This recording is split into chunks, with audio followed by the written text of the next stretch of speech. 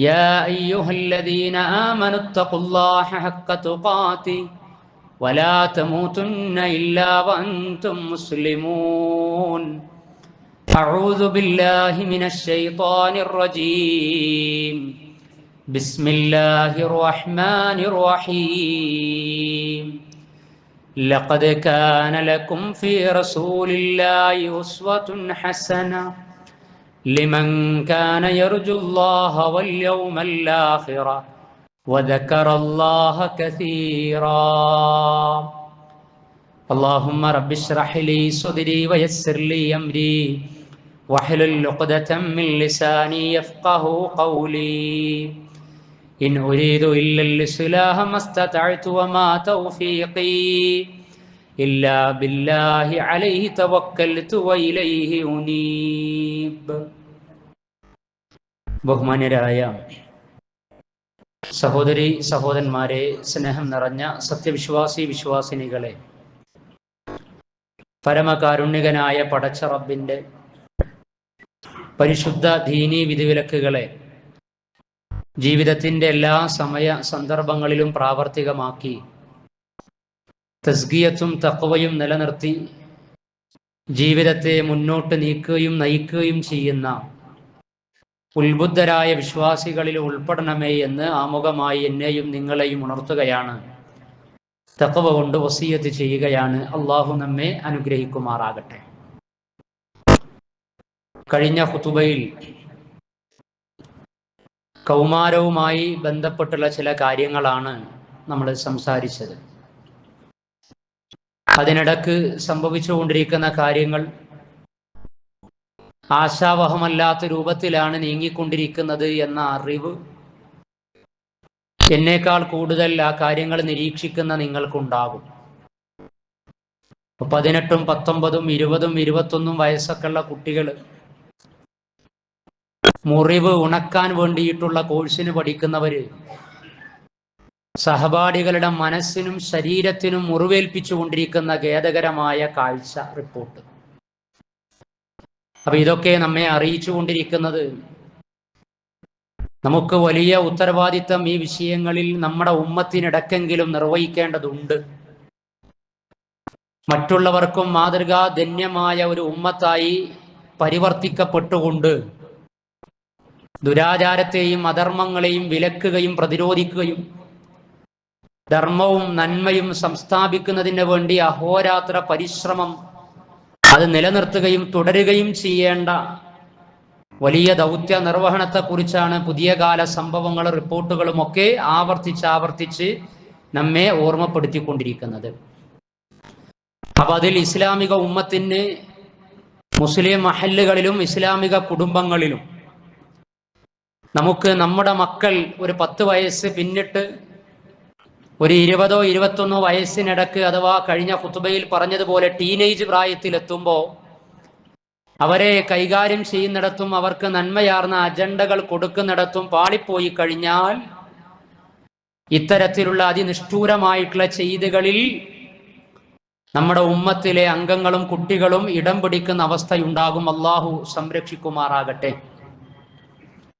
അത് പ്രണയത്തിലായിരുന്നാലും ലഹരിയിലായിരുന്നാലും മറ്റുള്ള അന്യായങ്ങളിലും അതിക്രമങ്ങളിലുമായിരുന്നാലും ആവർത്തനങ്ങൾ ഉണ്ടായിത്തീരും. ഇന്ന് വാലന്റൈൻസ് ഡേ, ഫെബ്രുവരി 14 എന്നൊക്കെ പറഞ്ഞ് പ്രണയ ദിനമാണ്. ആ പ്രണയ ദിനത്തിന്റെ കരുക്കളിൽ കുടുങ്ങിപ്പോകുന്നിടത്ത് ഉത്തമ സമുദായത്തിൽ നിന്ന് ഒരാളും ഉണ്ടാകാൻ പാടില്ലാത്ത വിധത്തിലാണ് സദാചാര ലൈംഗിക വിശുദ്ധിയെക്കുറിച്ച് ഇസ്ലാം അനുശാസിക്കുന്നതും പഠിപ്പിക്കുന്നതും വിശുദ്ധ ഖുർആനിന്റെ ആയത്തുകളും പ്രവാചക വചനങ്ങളുമൊക്കെ നിരന്തരമായി ഉത്ബോധിപ്പിച്ചുകൊണ്ടിരിക്കുന്നതുമെന്ന് നമുക്കറിയാം. പക്ഷേ ഈ ദിനവുമായി ബന്ധപ്പെടുത്തിയിട്ടുള്ള ഇൻസ്റ്റാഗ്രാം പോസ്റ്റുകളും അതേപോലെ തന്നെ കോളേജുകളും ക്യാമ്പസുകളും വിദ്യാഭ്യാസ സ്ഥാപനങ്ങളും സ്കൂളുകളുടെ പിന്നാമ്പുറങ്ങളും കെട്ടിടങ്ങളുടെ ചെരുവുകളും ഒക്കെ നോക്കിക്കഴിഞ്ഞാലേ കാണുന്ന കാഴ്ച മേൽ പരാമർശിച്ചതുപോലെ ആശാവഹമല്ല, അസ്വസ്ഥത ഉണ്ടാക്കുന്നതാണ്, പ്രയാസം സൃഷ്ടിക്കുന്നതാണ്. അപ്പൊ ഇങ്ങനെ കുട്ടികൾ പല വിധത്തിൽ പലരുടെയും ചട്ടുകങ്ങളായി ഇരുട്ടിന്റെ ശക്തികളുടെ അജണ്ടകൾ ഏറ്റെടുക്കുന്ന വിധത്തിലേക്ക് നീങ്ങിക്കൊണ്ടിരിക്കുമ്പോൾ അവരെ സർഗാത്മകമായി സതുപദേശത്തോടെ ഗുണകാംക്ഷയോടെ തിരിച്ചു പിടിക്കേണ്ട ബാധ്യത ഈ ഉമ്മത്തിലെ ഉത്തരവാദിത്തപ്പെട്ടവർക്കുണ്ട്. ആ ദൗത്യം നിർവഹിക്കുന്നിടത്ത് അല്ലാഹു സുബ്ഹാനഹു വ തആല നമ്മെ ഏവരെയും അനുഗ്രഹിക്കുമാറാകട്ടെ. ഈ ഉമ്മത്തിന് ദിശാബോധം നൽകിക്കൊണ്ടിരിക്കുന്ന മഹല്ല് സംവിധാനങ്ങളെയും സംഘടനാ സാരഥികൾക്കും സംവിധാനങ്ങൾക്കുമൊക്കെ അതിനുള്ള കെൽപ്പ് റബ്ബ് നൽകുമാറാകട്ടെ. ഇന്ന് അല്പസമയം കഴിഞ്ഞ ഖുത്ബയുടെ തുടർച്ചയെന്നോണം ഈ ഉമ്മത്തിന്റെ മാതൃകാധന്യനായ പ്രബോധകൻ, പ്രവാചകൻ, ഖാത്തമുൽ അംബിയ പ്രവാചകൻ മുഹമ്മദ് മുസ്തഫ സല്ലല്ലാഹു അലൈഹി വസല്ലം അവിടുത്തെ ജീവിതത്തിലേക്ക് കടന്നു വന്ന് പ്രവാചക വര്യനെ ചുറ്റിപ്പറ്റി ജീവിച്ചിരുന്ന കൗമാരപ്രായത്തിലുള്ള കുട്ടികൾക്ക് പ്രവാചകൻ സല്ലല്ലാഹു അലൈഹി വസല്ലമ കൊടുത്ത ഉത്തരവാദിത്തങ്ങൾ, സന്ദേശങ്ങൾ, പ്രവാചകൻ അവർക്ക് നൽകിയ സഹവാസങ്ങൾ ചരിത്രത്തിലുണ്ട്. അവർക്ക് മാത്രമല്ല, ആമുഖമായി ഓതിവെച്ച ആയത്തിൽ അല്ലാഹു സുബ്ഹാനഹു വ തആല നമ്മെ അറിയിച്ചതുപോലെ പ്രവാചകൻ എക്കാലത്തേക്കും എല്ലാവർക്കുമുള്ള റോൾ മോഡലാണ്. 33-ാം അധ്യായം സൂറത്തുൽ അഹ്സാബിലെ 21-ാമത്തെ ആയത്തിൽ ലഖദ് കാന ലക്കും ഫീ റസൂലില്ലാഹി ഉസ്വത്തുൻ ഹസന, തീർച്ചയായും നിങ്ങൾക്ക് അല്ലാഹുവിന്റെ റസൂലിൽ ഉത്തമമായ മാതൃകയുണ്ട്.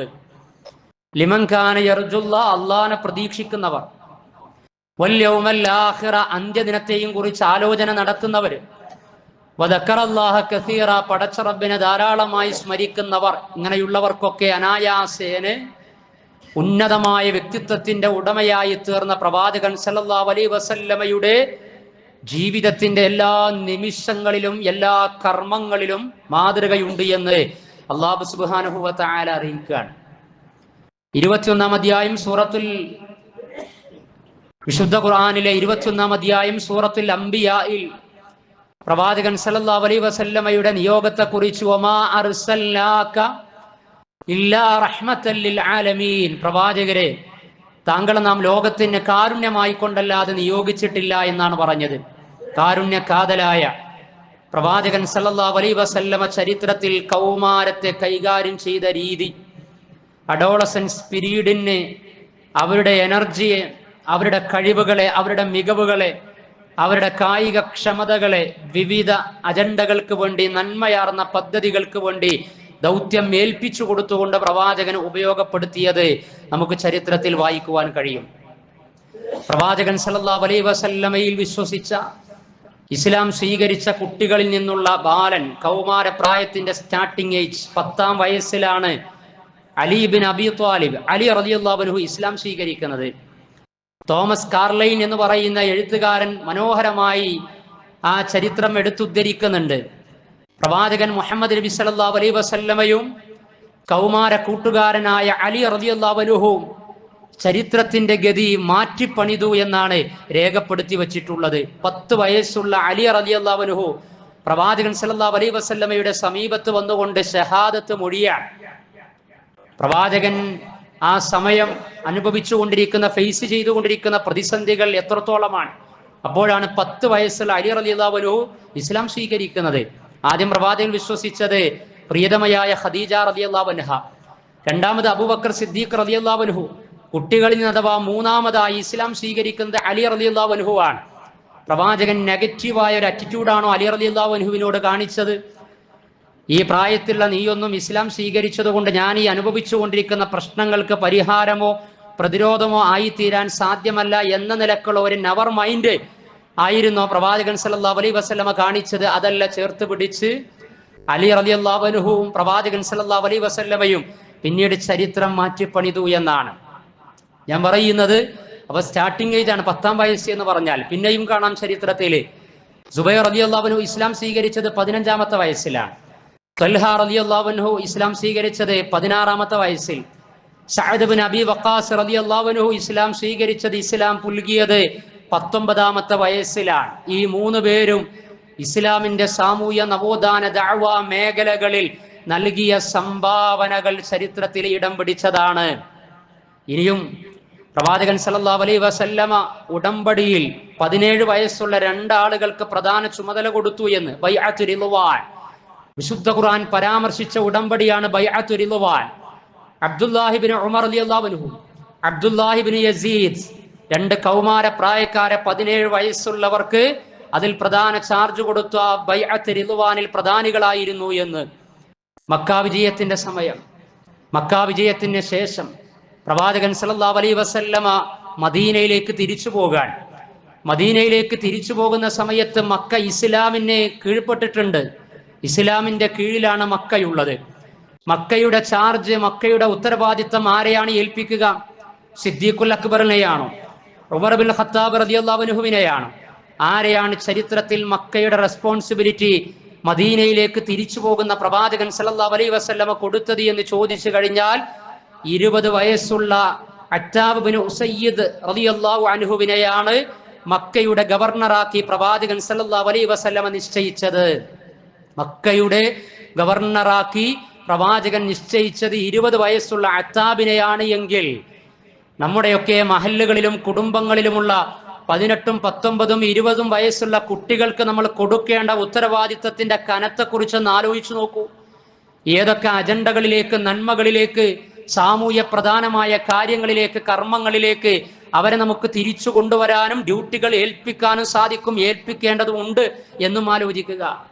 യമനിൽ സക്കാത്ത് പിരിക്കാൻ വേണ്ടി പ്രവാചകൻ സല്ലല്ലാഹു അലൈഹി വസല്ലമ അയച്ചത് അംർ ഇബ്നു ഹസ്മിനെയാണ്. 17 വയസ്സാണ് പ്രായം. സക്കാത്ത് പിരിക്കാൻ വേണ്ടിയാണ്. ഇസ്ലാമിലെ ഒരു പ്രധാന അനുഷ്ഠാന കർമ്മമാണ് സക്കാത്ത് എന്ന് പറയുന്നത്. ചർച്ച പലതും സക്കാത്തിനെ ചുറ്റിപ്പറ്റി നടന്നുകൊണ്ടിരിക്കുന്നുണ്ട്. ഇൻഷാ അല്ലാഹ് റമദാനിലൊക്കെ ആ വിഷയം നമുക്ക് കൂടുതൽ ചർച്ചക്കെടുക്കാവുന്നതാണ്. സംഘടിത സക്കാത്ത് വേണോ വേണ്ടേ എന്ന്. സംഘടിത സക്കാത്ത് ആമിലീൻ അലൈഹ സൂറത്ത് തൗബയിലെ ആയത്ത് കൊണ്ട് സ്ഥിരപ്പെട്ടതാണ്. സംഘടിതമായാണ് സക്കാത്ത് സമാഹരിക്കേണ്ടത്. സക്കാത്ത് സെല്ലുകൾ അതൊക്കെ മുസ്ലിം സംവിധാനങ്ങളിൽ, മഹല്ലുകളിൽ അനിവാര്യമാണ് എന്ന്. അതേപോലെ ആഭരണത്തിന് സക്കാത്ത് ഉണ്ടോ? എത്ര 50 പവനായാലും 100 പവനായാലും ധരിക്കുന്ന ആഭരണത്തിന് സക്കാത്ത് കൊടുക്കേണ്ടതില്ല എന്ന്. എവിടെ നിന്നാണ് ഇവരൊക്കെ പ്രമാണം പഠിക്കുന്നത് എന്നാണ്. ധരിച്ചു വന്ന ആഭരണത്തിന് സക്കാത്ത് കൊടുത്തു എന്ന് വളരെ ചൂണ്ടിക്കൊണ്ടാണ് സഹാബ വനിതകളോടൊക്കെ പ്രവാചകൻ സല്ലല്ലാഹു അലൈഹി വസല്ലമ ചോദിച്ചിട്ടുള്ളത്. 10.5 പവൻ പോലും ആകേണ്ട ആവശ്യമില്ല. എന്താണോ കൈവശമുള്ള സ്വർണമെങ്കിൽ അതിന് സക്കാത്ത് കൊടുക്കണം.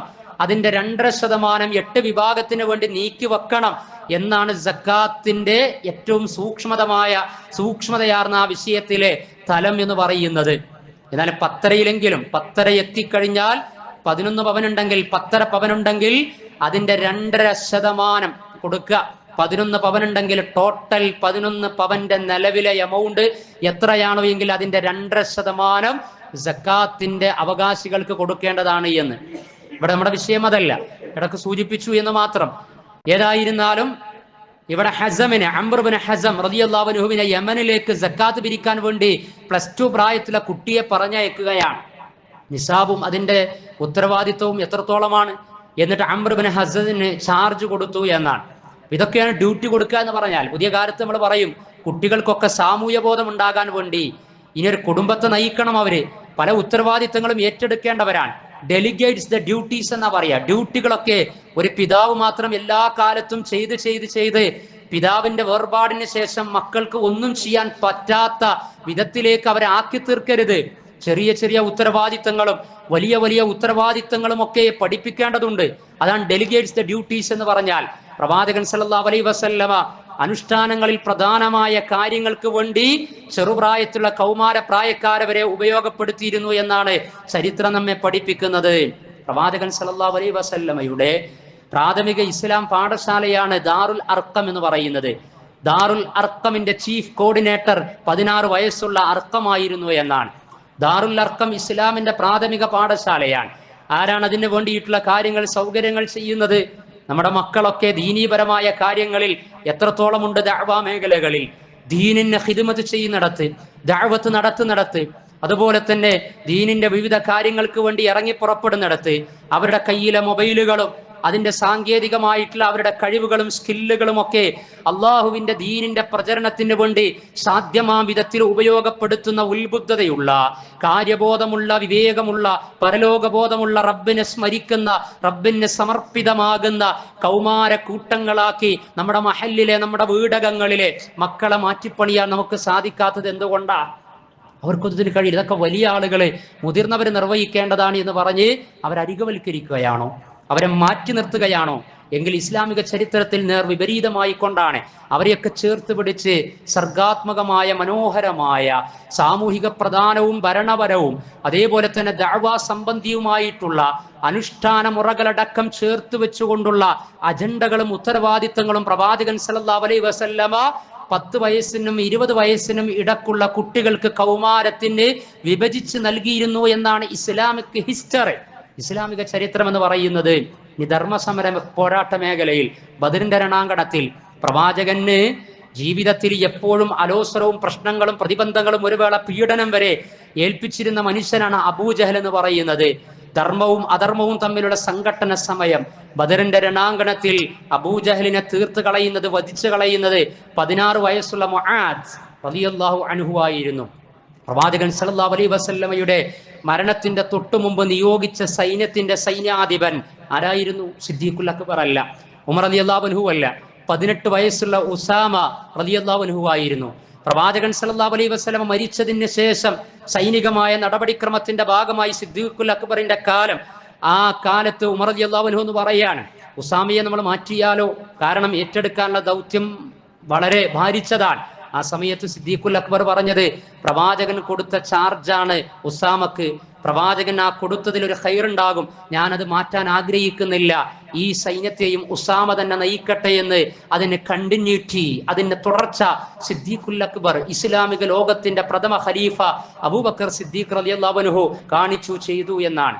നജ്റാനിലേക്ക് വിശുദ്ധ ഖുർആൻ പഠിപ്പിക്കാൻ വേണ്ടി പ്രവാചകൻ സല്ലല്ലാഹു അലൈഹി വസല്ലമ പറഞ്ഞയച്ചത് ആരെയായിരുന്നു? 17 വയസ്സുള്ള ഉമർ അംർ ഇബ്നുൽ ആസ് റളിയല്ലാഹു അൻഹുവിനെയാണ്. 17 വയസ്സുള്ള അംർ ഇബ്നുൽ ആസ് റളിയല്ലാഹു അൻഹുവിനെ നജ്റാനിലേക്ക് വിശുദ്ധ ഖുർആൻ പഠിപ്പിക്കാൻ വേണ്ടി പറഞ്ഞയക്കുകയാണ്. നമ്മുടെ മക്കൾ വിശുദ്ധ ഖുർആൻ പഠനവുമായി ബന്ധപ്പെട്ട് മദ്രസ പഠനം, ആ മദ്രസ പഠനത്തിന്റെ കാലയളവ് 10 വയസ്സിന്റെ മുന്നോടിയായി മദ്രസയിൽ നിന്ന് ലഭിക്കുന്നത് കൊണ്ട് എൻ്റെ മകന്റെ മകളുടെ അഖീദ ശരിയായി, അഖ്ലാഖ് ശരിയായി, ഖുർആൻ എല്ലാമായി എന്ന് വിചാരിച്ച് പിന്നീട് അങ്ങോട്ട് ഭൗതിക പഠനത്തിന് മാത്രം പ്രയോറിറ്റി കൊടുത്ത് മുന്നോട്ട് പോകുന്ന ഒരു ഉമ്മത്തായി നമ്മൾ മാറിക്കഴിഞ്ഞു. അതല്ല, മക്കൾ വിശുദ്ധ ഖുർആനിന്റെ കൂടെയുണ്ട് എന്ന് എൻഷുർ ചെയ്യുന്ന പരലോകബന്ധിതമായ അജണ്ടകളും ചേർത്ത് മക്കളുടെ പാരന്റിങ് നിർവഹിക്കുന്ന കാര്യബോധമുള്ള രക്ഷിതാക്കളാണോ നമ്മൾ ആലോചിക്കണം. പ്രവാചകൻ സല്ലല്ലാഹു അലൈഹി വസല്ലം നജ്റാനിലേക്ക് അംർ ഇബ്നുൽ ആസിനെ നയിക്കുകയാണ്. കഴിഞ്ഞ വർഷത്തെ റമദാനിലാണ് തുർക്കി മസ്ജിദുകൾ സ്റ്റിക്കർ ചെയ്തു വെച്ചത്, നിങ്ങളുടെ സ്വഫുകളിലും മസ്ജിദുകളിലും പള്ളികളിലും കുട്ടികളുടെ ശബ്ദം നിങ്ങൾക്ക് കേൾക്കാൻ സാധിക്കുന്നില്ല എങ്കിൽ, കുട്ടികളുടെ സാന്നിധ്യം നിങ്ങൾക്ക് അനുഭവിക്കാൻ കഴിയുന്നില്ല എങ്കിൽ അടുത്ത തലമുറയെ സംബന്ധിച്ച് നിങ്ങൾ ആശങ്കപ്പെടണമെന്നാണ് സ്റ്റിക്കർ ചെയ്തു വെച്ചത്. നമ്മുടെയൊക്കെ നാടുകളിലും മഹല്ലുകളിലും പള്ളികളിലും സ്റ്റിക്കർ ചെയ്ത് വെക്കണം. റമദാൻ സമാഗതമാകാനിരിക്കുകയാണ്. നമ്മൾ നജ്റാനിലേക്കും UAE-യിലേക്കും സൗദിയിലേക്കും ഗുജറാത്തിലേക്കും തമിഴ്നാട്ടിലേക്കും ഒന്നും മക്കളെ ഖുർആനുമായി ബന്ധപ്പെട്ട് അയക്കേണ്ട ആവശ്യമില്ല. നമ്മുടെ മക്കൾ പഠിച്ച മദ്രസ, നമ്മൾ ജീവിച്ചുകൊണ്ടിരിക്കുന്ന മഹല്ല് സംവിധാനങ്ങൾ, നമ്മൾ നമസ്കാരത്തിനും തറാവീഹിനും പങ്കെടുക്കുന്ന മസ്ജിദുകളിൽ നമ്മുടെ മക്കൾ മദ്രസക്ക് ശേഷം പഠിച്ച് പിന്നെയും ഖുർആനുമായി ബന്ധപ്പെട്ട വിഷയങ്ങളിലും പഠനങ്ങളിലും ചിന്തകളിലുമൊക്കെ തുടർച്ചയുണ്ടാക്കി അങ്ങനെ റമദാനിന്റെ തറാവീഹ് നമസ്കാരത്തിലെ അവസാനത്തെ 3 റക്അത്തെങ്കിലും സബ്ബിസ്മയും ഖുൽ യാ അയ്യുൽ കാഫിറൂനും ഖുൽ ഹുവല്ലാഹും പാരായണം ചെയ്തുകൊണ്ട് അവസാനത്തെ 3 റക്അത്ത് ഇമാം നിർത്തി നമസ്കരിക്കാൻ പാകത്തിലെങ്കിലും നമ്മുടെ മക്കളെ പാകപ്പെടുത്താൻ നമുക്ക് സാധിക്കോ? ഖുർആനുമായി ബന്ധപ്പെട്ട് ദൂരങ്ങളിലേക്കൊന്നും അയക്കണ്ട, ഹാഫിദകളാക്കിയിട്ട് മാറ്റണ്ട. അതിനൊന്നും നമുക്ക് സാധിച്ചിട്ടില്ല എങ്കിൽ, അത്രത്തോളം ഖുർആനിലേക്ക് ഇറങ്ങിച്ചെന്ന് കൊണ്ടൊന്നും നിർവഹിക്കാൻ കഴിഞ്ഞിട്ടില്ലെങ്കിലും പ്രാഥമികമായ കാര്യങ്ങളിലെങ്കിലും നമ്മുടെ മക്കൾ LP UP സ്കൂളിൽ പഠിക്കുമ്പോൾ മദ്രസയിലുണ്ടായിരുന്നു. അവർ യാസീൻ പഠിച്ചിട്ടുണ്ട്, അമ്മ ജുസ് പഠിച്ചിട്ടുണ്ട്, സബ്ബീസ്മ പഠിച്ചിട്ടുണ്ട്. എന്നാൽ അവർ ഹൈസ്കൂളിലെത്തി, +1 +2 പ്രായത്തിലെത്തി. നജ്റാനിലേക്ക് പോയ അംർ ഇബ്നുൽ ആസ് 17ാമത്തെ വയസ്സ് +2 പ്രായമാണ്. നമ്മുടെ +2 പ്രായത്തിലുള്ള കൗമാരം ഇവിടെ, നമ്മുടെ മക്കൾ അവിടെ. മുസ്ലിം സംഘടനകൾ പ്രതിവർഷം ലക്ഷക്കണക്കിന് കോടിക്കണക്കിന് രൂപ ചെലവഴിച്ചാണ് മഹല്ല് സംവിധാനങ്ങളും മദ്രസ സംവിധാനങ്ങളും ഒക്കെ കെട്ടിപ്പടുത്ത് പുതുതലമുറക്ക് ഇസ്ലാമിക് തർബിയത്തും ഖുർആനിക ചിന്തകളും നൽകിക്കൊണ്ടിരിക്കുന്നത്. അതിന്റെ റിസൾട്ട് ലഭിക്കണ്ടേ? അതിന്റെ റിസൾട്ട് പള്ളിയിൽ കാണണ്ടേ? മക്കൾ ബാങ്ക് കൊടുക്കുന്നിടത്ത് കാണണ്ടേ? ഇമാമത്ത് നിൽക്കുന്നിടത്ത് കാണണ്ടേ? അവർക്കതിന് സാധിക്കണ്ട. അവരുടെ കൾച്ചറിൽ, സ്വഭാവത്തിൽ, സംസ്കാരത്തിൽ, പത്രത്തിൽ എടുത്ത് പരിശോധിച്ചു കഴിഞ്ഞാൽ ഈ ഉമ്മത്തിനും മുതിർന്ന തലമുറക്കുമൊക്കെ പ്രതീക്ഷ നൽകുന്ന റിപ്പോർട്ടുകളിൽ അവർ ഇടം പിടിക്കണ്ടേ? അതല്ല LSD സ്റ്റാമ്പുകളിലും പ്രണയ നൈരാശ്യ കൊലപാതകങ്ങളിലും ആത്മഹത്യകളിലും അതേപോലെയുള്ള അധർമ്മങ്ങളിലും ഇടം പിടിച്ചാൽ മതിയോ? അതല്ല സക്രിയമായ ഏറ്റവും ഉദാത്തമായ കർമ്മങ്ങളിൽ അവർ ഉണ്ടാകണ്ടേ? അതിന് ഉറപ്പുവരുത്താൻ സാധിക്കുന്ന അവസരങ്ങൾ അവർക്ക് കൊടുക്കണ്ടേ നമ്മൾ? വിശുദ്ധ ഖുർആനിന്റെ വിജ്ഞാന കോശമെന്ന് ചരിത്രത്തിൽ അറിയപ്പെട്ട ഇബ്നു അബ്ബാസ് റളിയല്ലാഹു അൻഹു, പ്രവാചക ജീവിതത്തിലേക്ക് ബാല്യത്തിലേക്ക് കടന്നു വന്ന ഇബ്നു അബ്ബാസ് റളിയല്ലാഹു അൻഹു, പ്രവാചകൻ മരിക്കുന്ന സമയത്ത് ഇബ്നു അബ്ബാസ് റളിയല്ലാഹു അൻഹുവിന്റെ പ്രായം 13 വയസ്സാണ്. മുഫസ്സിറുൽ ഖുർആനാണ്. മുഫസ്സിറുൽ ഖുർആൻ, പ്രവാചകന്റെ പ്രത്യേക പ്രാർത്ഥന ലഭിച്ച സഹാബിയാണ് ഇബ്നു അബ്ബാസ് റളിയല്ലാഹു അൻഹു എന്ന് പറയുന്നത്. ഇബ്നു അബ്ബാസും പ്രവാചകൻ സല്ലല്ലാഹു അലൈഹി വസല്ലമയും ഒരു യാത്ര പോകുകയാണ്. യാ ഗുലാം, പ്രവാചകന് കൊടുക്കുന്ന സാരോപദേശാണ്. കൗമാരത്തിന് ആ സൈക്കോളജി അനുസരിച്ച് സ്നേഹത്തോടു കൂടി കൊടുക്കുന്ന ഉപദേശാണ്. എത്രമേൽ ഹൃദ്യമാണ് പ്രവാചകന്റെ സംസാരം, പ്രവാചകന്റെ ദഅവത്ത്, പ്രവാചകന്റെ സമീപനം എന്ന് പറയുന്നത്. ഇന്നൊക്കെ ദഅവത്ത് ബഹളവും ആക്രോശവും ഒക്കെയായി പ്രബോധിത സമൂഹത്തിന് വല്ലാത്ത പ്രയാസം സൃഷ്ടിക്കുന്നതായി മാറിക്കൊണ്ടിരിക്കുമ്പോഴാണ് പ്രവാചകൻ സല്ലല്ലാഹു അലൈഹി വസല്ലം മനഃശാസ്ത്രപരമായ സമീപനത്തിലൂടെ കുട്ടികളോട്, കൗമാരത്തോട്, യുവാക്കളോട് സംസാരിച്ച ഒരുപാട് ഹദീസുകൾ റിപ്പോർട്ട് ചെയ്യപ്പെട്ടത് നമ്മൾ വീണ്ടും വീണ്ടും വായിക്കേണ്ടി വരുന്നത്. യാ ഗുലാം, ഇബ്നു അബ്ബാസിനോട് പറയാ, 10, 11, 12 വയസ്സുള്ള കുഞ്ഞിനോട് സംസാരിക്കുകയാണ്. കുട്ടിയോട് പറയാ, അല്ലയോ മകനെ, ഇന്നി ഉഅല്ലിമുക കലിമാത്തിൻ, ഞാൻ നിനക്ക് ചില വാക്കുകൾ പറഞ്ഞു തരാം. യഹ്ഫദില്ലാഹ, നീ അല്ലാഹുവിനെ സൂക്ഷിക്കണേ, പടച്ചറബിനെ സൂക്ഷിക്കണേ. യഹ്ഫദുക, എങ്കിൽ അള്ളാഹു നിന്നെ സംരക്ഷിക്കുന്നതാണ്. യഹ്ഫദില്ലാഹ തജിദ്ഹു തുജാഹക, നീ അള്ളാഹിനെ സൂക്ഷിച്ചു കഴിഞ്ഞാൽ, തഖ്വയുള്ളവനായി കഴിഞ്ഞാൽ നിനക്ക് അള്ളാഹുവിന്റെ സാന്നിധ്യം അനുഭവിക്കാൻ കഴിയുന്നതാണ്. ഇദാ സഅൽത ഫസ്അലില്ലാ, നീ വല്ല കാര്യങ്ങളും ചോദിച്ചു കഴിഞ്ഞാൽ അള്ളാഹിനോട് ചോദിക്കണം. വൈദസ്തഅൻത ഫസ്തഇൻ ബില്ലാ, നീ സഹായം തേടിയാൽ അള്ളാഹിനോട് സഹായം തേടണം. വഅലം, നീ അറിയണം, അന്നൽ ഉമ്മത ലബിജ്തമഅത് അലാ അൻ യൻഫഉക ബിശൈഇൻ, ഈ ഉമ്മത്ത് ഒന്നാകെ കൂടി, നിന്റെ നാട്ടുകാരൊന്നാകെ കൂടി നിനക്ക് വേണ്ടിയിട്ട് ഒരു ഉപകാരം ചെയ്യാൻ വേണ്ടി അവർ ഒന്നടങ്കം ശ്രമിച്ചു. എന്നാൽ അതേ അവസരത്തിൽ അത് അല്ലാഹു നിനക്ക് വിധിച്ചിട്ടില്ല എങ്കിൽ അവർക്ക് നിനക്ക് ഒരു ഉപകാരവും ചെയ്യാൻ സാധ്യമല്ല.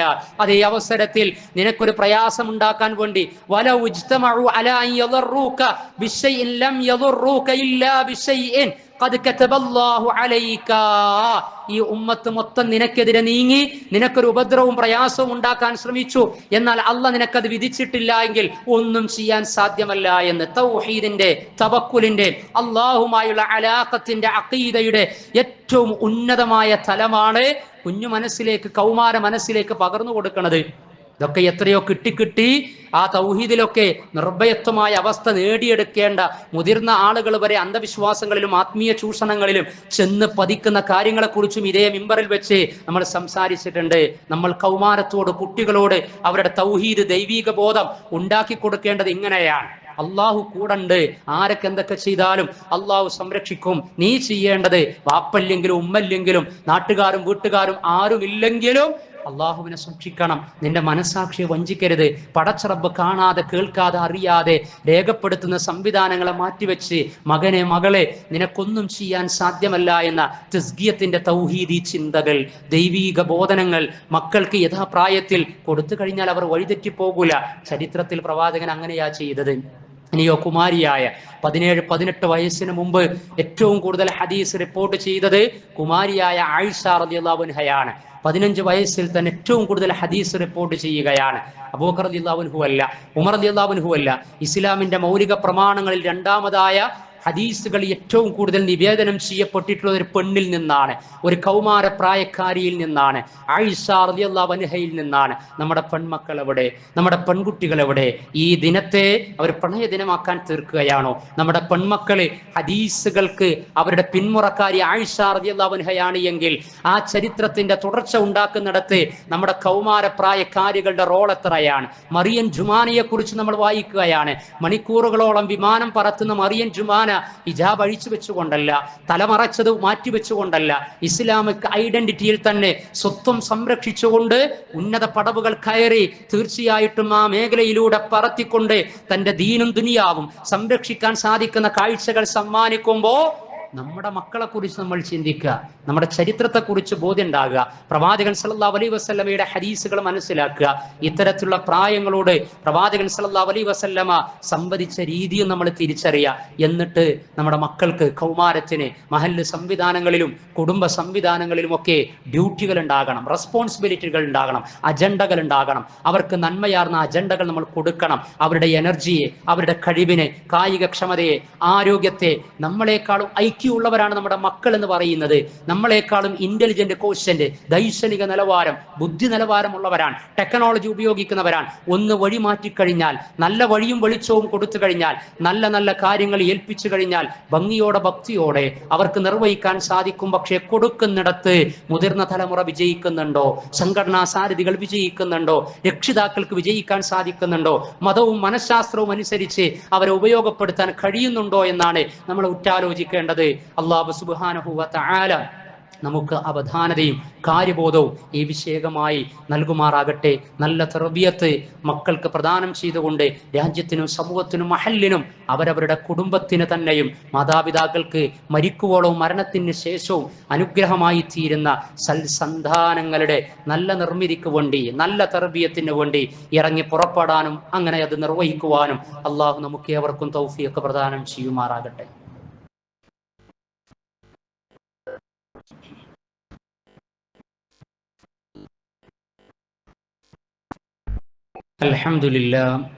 അൽഹംദുലില്ലാഹി الذي أنعمنا وأسعدنا بهداية الإسلام والصلاة والسلام على رسوله الكريم وعلى آله وصحبه ومن تبعهم بإحسان إلى يوم الدين. സ്നേഹം നിറഞ്ഞ സഹോദരി സഹോദരന്മാരെ, സത്യവിശ്വാസി വിശ്വാസിനികളെ, പരമകാരുണ്യകനായ പടച്ച റബ്ബിന്റെ ദീനി വിധിവിലക്കുകൾ ജീവിതത്തിന്റെ എല്ലാ സമയ സന്ദർഭങ്ങളിലും ആത്മാർത്ഥതയോടെ, ഭക്തിയോടെ, സൂക്ഷ്മതയോടെ, ആത്മസംസ്കരണം ആഗ്രഹിച്ചുകൊണ്ട് നിരന്തരമായി പ്രാവർത്തികമാക്കുന്ന മുത്തഖീങ്ങളായ മുസ്ലിമീങ്ങളിൽ ഉൾപ്പെടുക. അള്ളാഹു നമ്മെയും നമ്മുടെ മക്കളെയും ഇണകളെയും ഇസ്ലാമിക ഉമ്മത്തിനെയും നമ്മുടെ ഉടപ്പിറപ്പുകളെയും അനുഗ്രഹിക്കുമാറാകട്ടെ. വിശുദ്ധ റമദാനിന്റെ തൊട്ടു മുമ്പുള്ള ഷഅബാനിലൂടെയാണ് നമ്മൾ ജീവിച്ചു കൊണ്ടിരിക്കുന്നത്. പ്രവാചകൻ സല്ലല്ലാഹു അലൈഹി വസല്ലമ ഷഅബാനിലാണ് റമദാനിന് പുറമെ ഏറ്റവും കൂടുതൽ നോമ്പ് അനുഷ്ഠിച്ചിരുന്നത് എന്ന് കഴിഞ്ഞ ഖുത്ബയിലെ രണ്ടാം ഖുത്ബയിൽ നമ്മൾ പങ്കുവച്ചിട്ടുണ്ട്. എന്നാൽ സമൂഹത്തിൽ പ്രവാചകൻ നിർവഹിച്ചത് പ്രാമാണികമായി സഹീഹായി ഉണ്ടാകുകയും എന്നാൽ പ്രവാചകൻ നിർവഹിക്കാത്തത് ദഈഫായതും ദുർബലമായതും മൗദൂ ആയതും കെട്ടിച്ചമക്കപ്പെട്ടതുമായിട്ടുള്ള കർമ്മങ്ങളുടെ പിന്നാലെ പോകുന്ന പ്രവണത സ്വാഭാവികമായി ഉണ്ടാകാറുണ്ട്. അത് ഈ ശഅബാൻ മാസത്തിലുണ്ട്. റജബിലെത്തിക്കഴിഞ്ഞാൽ റജബ് 27 ഒരു പ്രത്യേക നോമ്പ് എന്ന് പറഞ്ഞ് മെഹറാജുമായി ബന്ധപ്പെടുത്തിയാണ്. മെഹറാജ് എന്താണ് എന്ന് നമ്മൾ പറഞ്ഞു. മെഹറാജുമായി കണക്ട് ചെയ്തുകൊണ്ടൊരു പ്രത്യേക നോമ്പോ നിസ്കാരമൊന്നുമില്ല. അതേപോലെ തന്നെ ശഅബാൻ 15 ആകുമ്പോൾ ബറാഅത്ത് രാവ് എന്ന പേരിലുള്ള ആഘോഷം, മധുര വിതരണം, രാത്രി 100 റക്അത്ത് നമസ്കാരം, പകലിൽ ബറാഅത്ത് നോമ്പ്, ഇങ്ങനെയൊക്കെ സമൂഹത്തിൽ പല ആളുകളും നിർവഹിച്ചു വരുന്നുണ്ട്. ഇസ്ലാമികമായി യാതൊരു പ്രമാണവും അതിനില്ല. അതിന് വിശുദ്ധ ഖുർആനിലെ 44-ാം അധ്യായം സൂറത്തു ദുഖാനിലെ 1-2 ആയത്തുകൾ, ലൈലത്തുൻ മുബാറക, അനുഗ്രഹീതമായ രാവിലാണ് ഖുർആൻ അവതരിച്ചത്. ആ അനുഗ്രഹീതമായ രാവ് സൂറത്തു ദുഖാനിൽ ഉദ്ദേശിച്ചത് ശഅബാൻ 15-നാണ്. ശഅബാൻ 15-ന്റെ രാവാണ് എന്നാ പറയുന്നത്. അതിന്റെ പേരിൽ ആ രാവിലെ പ്രത്യേക നമസ്കാരങ്ങളും കാര്യങ്ങളും കർമ്മങ്ങളും, പിറ്റേ ദിവസത്തെ പകലിൽ നോമ്പനുഷ്ഠിക്കാനാണ്. പ്രവാചകൻ ചെയ്തിട്ടില്ല. വിശുദ്ധ ഖുർആനും സഹിയായ ഹദീസുകളും നേർക്ക് നേരെ നോക്കിക്കഴിഞ്ഞാൽ തന്നെ ലഭിക്കുന്നതാണ്. വിശുദ്ധ ഖുർആനിന്റെ അവതരണം ഉണ്ടായത് റമദാനിലാണ്.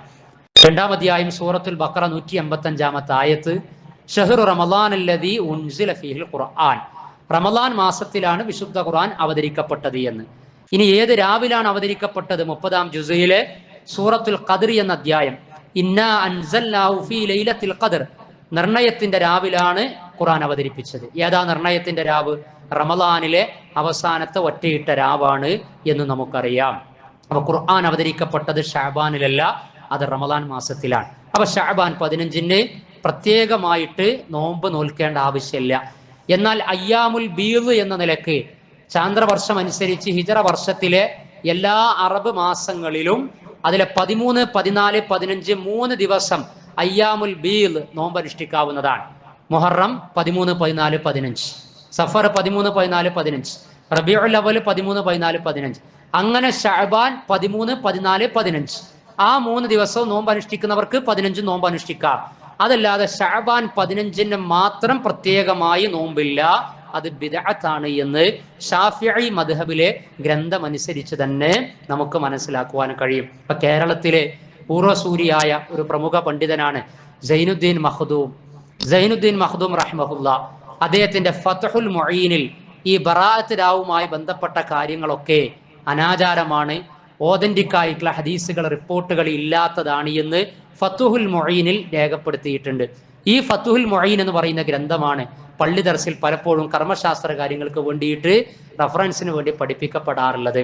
പക്ഷേ പഠിപ്പിക്കേണ്ട സമയത്ത് ഈ ഉമ്മത്തിനെ പഠിപ്പിക്കാത്തത് കൊണ്ട് ആചാരങ്ങളിൽ നിന്ന് അനാചാരങ്ങളിലേക്ക്, അതേപോലെ തന്നെ സൽക്കർമ്മങ്ങളിൽ നിന്ന് ബിദ്അത്തുകളിലേക്കൊക്കെ പോകാറുണ്ട്. നേർച്ച വിഷയം ചർച്ച ചെയ്തപ്പോഴും ഈ ഉമ്മത്തിനെ പഠിപ്പിക്കേണ്ട വിധത്തിൽ നേർച്ച പഠിപ്പിച്ചിരുന്നു എങ്കിൽ ആനക്ക് മതളകൂല. ഉത്സവത്തിലൊക്കെ മതളകുന്നത് പോലെ മുസ്ലിങ്ങളുടെ നേർച്ചയിലും ആനക്ക് മതളകുണ്ട്. ആനയുമായിട്ട് കണക്ട് ചെയ്തിട്ട് ഋഗ്വേദോ സാമവേദോ അഥർവേദോ യജുർവേദത്തിനൊന്നും ഉത്സവത്തിൽ ആന ഉണ്ടാകണമെന്ന് പറഞ്ഞിട്ടില്ല.